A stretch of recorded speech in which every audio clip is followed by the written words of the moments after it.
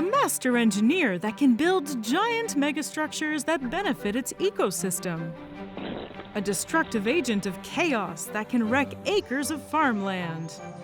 Or a fluffy fur machine that's the prime material for fancy hats. This giant North American rodent has battled public perceptions for centuries. But today, we're setting the record straight. This is the symbol of Canada, the North American beaver.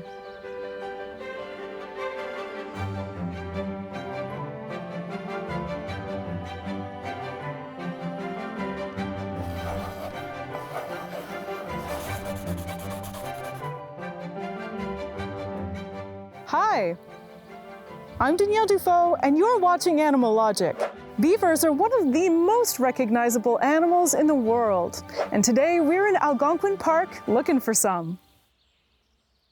Their engineering prowess is legendary. Their flat, scaly textured tail is unique among rodents, and their effects on their environment are only surpassed by humans. There are 2 species in the world, but for today's episode, we're going to focus on my neighbors, the North American beaver, Castor canadensis. These guys are found throughout most of North America, from northern Canada to the southern United States. Beavers are the largest rodents in North America, and second largest in the world after capybaras. Most adult beavers weigh between 20 and 30 kilograms, with some exceptionally chunky lads reaching the 40-kilo mark. While large for a rodent, they are still quite vulnerable to predators, and so they have evolved some pretty clever adaptations. Their eyes and ears sit almost on the top of their heads, allowing them to just stick the tops of their heads out of the water, minimizing the risk of being spotted by a predator. While they're pretty slow and awkward on land, in the water, beavers are speed demons, reaching up to 5.5 knots when swimming. That's a bit faster than Michael Phelps's top speed from an oversized pond rat. Paired with their oversized lungs, which allow them to hold their breath for up to 15 minutes. At the slightest sign of danger, the beaver can nope right out of there. Equipped with a nictitating membrane which allows them to open their eyes underwater, as well as hypersensitive whiskers, finding their way through the dark and mucky waters where they live is easy. Surprisingly, their nautical speed doesn't come only from their massive flat tails. They also use their powerful webbed hind feet. When they do spot a predator, before diving, the beaver will slap the water with their massive tail.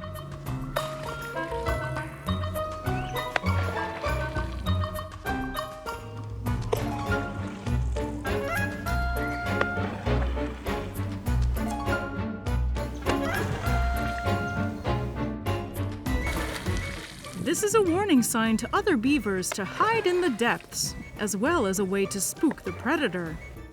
Yet while their speed allows them to escape most predators, beavers prefer not to be spotted at all, which has led to their most audacious adaptation. They create ecosystems.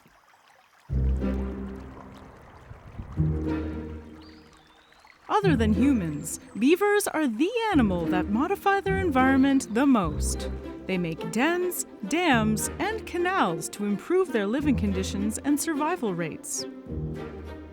Their most important feat is damming rivers.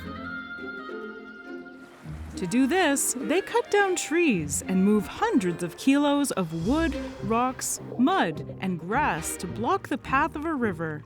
This creates ponds, which are safer for beavers than shallow rivers, allowing them to dive to greater depths. The dams are usually about 1 meter wide and can be up to 500 meters long. Most of a beaver's predators are terrestrial. Cougars, wolves, and bears are their main threats, so ponds like these provide safe refuge. Other predators include eagles, lynx, and bobcats, but they mostly take babies.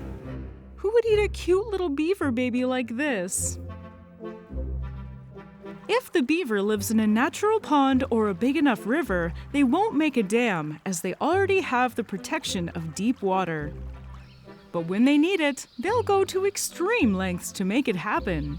The longest known beaver dam is over 800 meters long. It's located in northern Canada and was discovered by a satellite surveying the area. Damming is such an instinctual behavior for beavers that researchers have played the sound of running water on a tape player, and a captive beaver felt compelled to start piling sticks and mud on top of the tape player to try and plug the leak. Once the water is at least 1 meter deep, they start building their lodge. Beaver families work together and can build a lodge that's up to 6 meters wide. Simple lodges can be built on the riverbank. They usually get some shade from nearby and are cooler in the summer. Open water lodges are more complex and sometimes have a separate dining area. The ceiling is sealed with mud, except for a breathing hole, and in the winter, the snow insulates it. The entrance is always underwater, but the living area is above the water level. The third type of structure is the canal, which is much more rare and far less studied.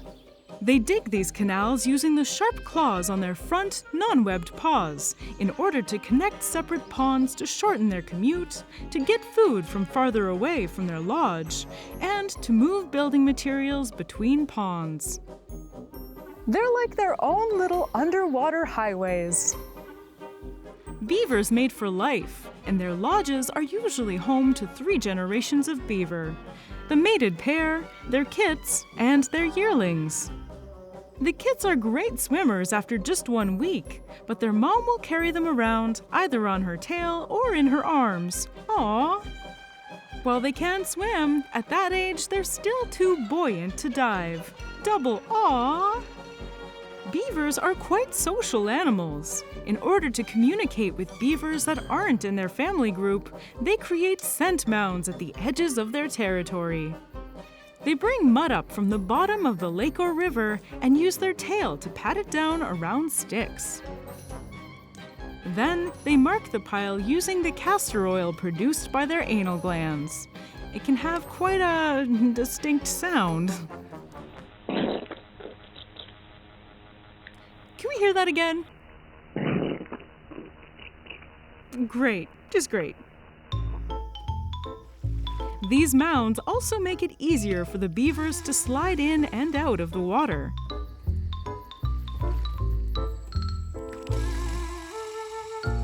And they're quite popular among other species too.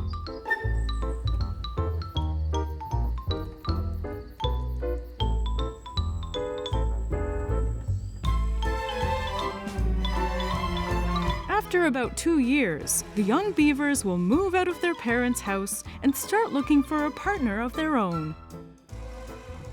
If they're lucky, they'll find a suitable partner, and the courtship will begin. Because of their amazing tree cutting and building abilities, most people think they just eat wood pulp, but their diet is far more varied than that. They have the ability to digest wood pulp, but when available, they go for herbaceous plants, such as water lilies and cattails. Their favorite barks come from the apparently delicious aspen and poplar trees. This diet of wood pulp is key, as it keeps their incisors worn down.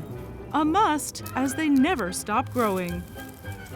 To digest all that plant matter, they have a cecum, a compartment in their digestive system that is full of cellulose-loving gut bacteria.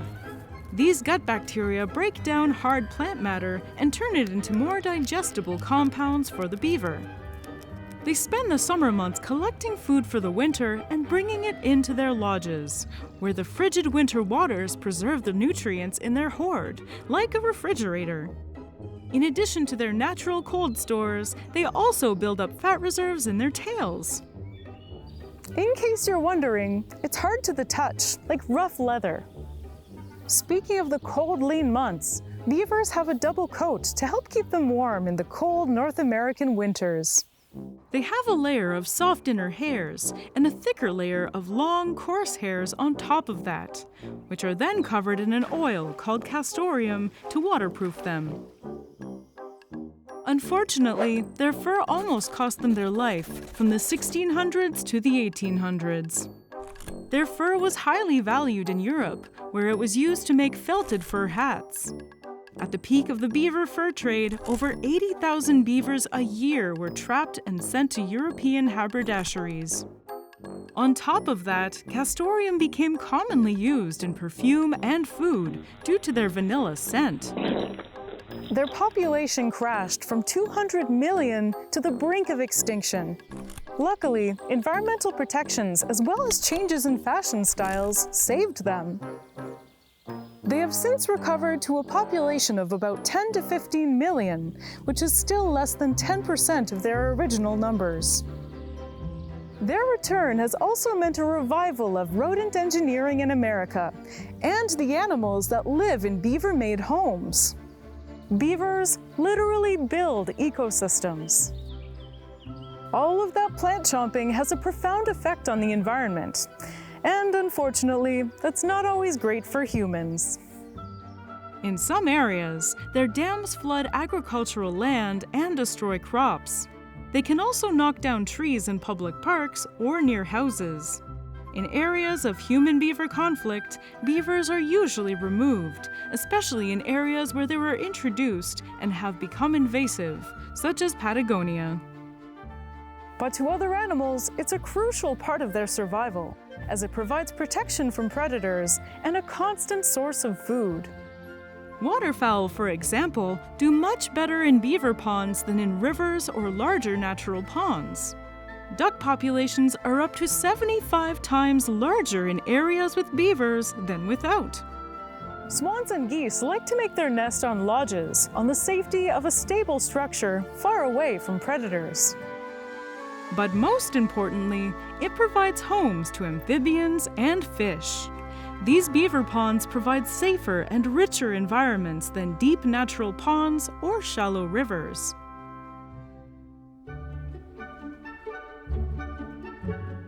In some rivers in Washington state, it has been found that the disappearance of beaver ponds causes a decrease in salmon populations of up to 90%. The ponds also act as protection against wildfires, stop soil erosion, and accumulate soil, which makes the area fertile for aquatic plants. In Yellowstone, the reintroduction of beavers combined with the reintroduction of wolves led to more beaver ponds being made, and a resurgence of waterfowl and fish in the park. This created a domino effect that saw a massive increase in the park's biodiversity, bringing it closer to the numbers it was once home to. All of this was just a byproduct of the beaver wanting to be better at hide and seek. So what's not to love about these fuzzy engineers? They fully deserve to be the symbol of Canada. Well done, little lads.